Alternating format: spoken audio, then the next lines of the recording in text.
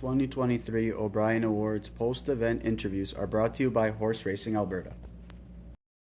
All right, here alongside trainer Cassidy Schneider, who captures the Future Star Award here this evening. First and foremost, before we get on to your accomplishments, how was your evening so far? Did you enjoy yourself? Dinner was good?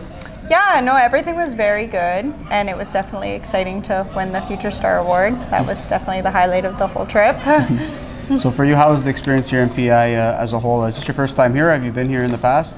Yes, this is my first time here, and everything's been good so far. I mean, everybody's very welcoming, and yeah, it's been a really good time. Certainly is a pretty good community here. And you know, you were a finalist though last year for this Future Star Award. Unfortunately, you didn't get a chance to take home the hardware, but tonight, as you mentioned, you did. What was your reaction though the moment your name was called? Oh, I was beyond excited. I was definitely ready to have the tears coming away, but I mean, I didn't, and it was really nice to be on stage with my dad and, you know, just be a part of this awesome event. And it was just even a privilege to be nominated for such a outstanding award. And for you, what does winning this award mean exactly for you?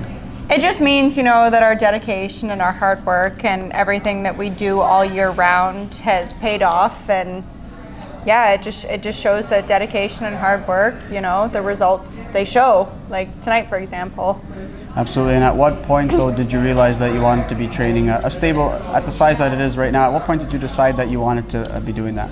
I didn't. I mean, really, I mean, they just kept coming. My dad just kept buying more, and owners just kept, you know, sending more and just wanting. I don't even really know how to describe it. You know, when people want to send you horses, you don't turn them down, really. You're just like, yeah, sure, like, what's one more kind of thing. And before you know it, we're up to like 44, 45 horses. But they vary because, like, we have claimers, right? So, you know, some leave, some go. You know, generally, you think we have a couple empty stalls, and we fill them that week. If we lose some, they're automatically filled. And talk about the importance of working for your dad, Colonel, and the impact that he's had on your success. He's definitely been my biggest supporter. You know, he's backed me up the entire way, and I would say he's my biggest fan. And if he wasn't in the picture, I don't think we'd have as many horses and probably as much success, because he's been in it for so long as a owner, trainer, driver. Like, he's done this his entire life. So I think it was kind of him slowly passing the baton down to me a little bit. Mm-hmm. And what's been the biggest obstacle for you thus far? I would definitely say working with him, because we butt heads a lot. We both have different opinions on a lot of things, but, you know, in the end, we work together and do what needs to be done. You know, there's something to be said about, you know, performing on a consistent basis, you know, on the beat tracks, especially in the claiming ranks. I mean, what do you pride yourself in terms of just, you know, knowing what to do and what changes to make, and just, you know, string together a bunch of consistent starts with your stable?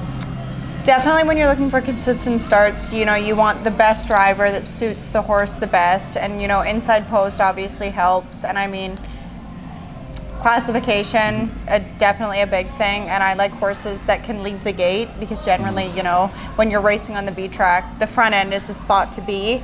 So when we look down at horses, if we want to claim or buy or whatever, we always look for something that can leave the car fast, because generally, like I said, that's usually where we are. And a driver that, you know, gets along with each horse, because some drivers don't. It kind of depends on the consistency a little bit. It is interesting you say that, though, because you do actually go through a bunch of different drivers for different horses. Yeah. Is that kind of your decision making? Maybe elaborate on terms of how you decide who's going to sit behind one, because I mean, there's been a number of guys and women to sit behind your stock. Yeah, no, it depends. Like, I mean, Tuesdays and Wednesdays in London is kind of the Tyler Borsch show. He likes to put on a clinic, and I try and get him on as many horses as I can in there, because, you know, he'll send everything. It doesn't matter what post you have or anything like that, and he seems to be able to get a lot out of my horses. And Dan Clements, he's another one, you know, who he's been driving a lot for me lately, and he's been consistent and loyal, and he's, you know,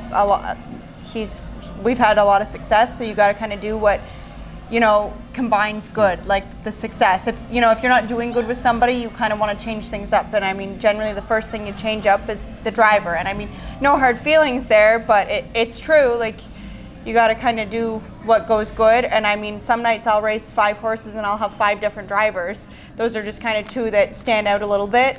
But Dan does a lot of the driving of my horses at the B tracks anyways. Yeah, drivers always joke they tend to be the first ones to get fired Yeah, all the time. I mean, just the nature of the business, you know, but they'll pick up another drive right away. But aside from your father, Colonel, who outside of your family or your dad, who's been the biggest influence in your success? I mean, obviously my dad, but I mean, I look up to some people. Like I would use Natasha Day as an example. I mean, she's a driver, she's a trainer. She's driven a lot for me over the years, and I've kind of just watched her kind of be in an all like the old boys kind of club thing, and she was doing well. And I've always looked up to her kind of for something like that as a role model. I'm not saying as for me to be a driver or anything, but even as a trainer, you know, sometimes I'm the only female trainer in a race with 8 horses and it's all boys kind of thing. So that's definitely somebody I look up to, and I've looked up to her for a while.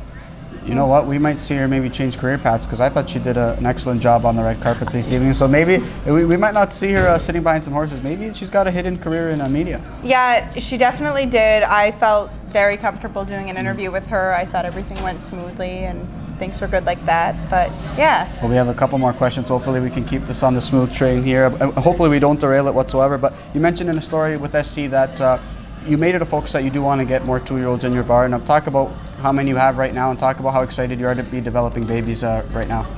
We have 9 2-year-olds between homebreds and ones we bought at the sale, and lots of trotters and lots of pacers. We're really dipping our feet in this year. Like we got a lot for us anyways, because like I said, we have like 30 horses we have 2 barns right now. We have a race barn and we have a baby barn, and we got 30 along right now in the race barn, yet along the baby barn. So it's definitely a lot for us, but no, we're slowly starting to turn them, and hopefully, you know, they're going to be OSS ready with any luck, and everything goes well that way. Well, you've got a big career ahead of you. I mean, starting off with the Future Star Award so far. Best of luck, and hey, maybe in a few years we'll be talking after you win a Trainer of the Year award, Cassidy. You know, congratulations and have a great night. Well, thank you so much.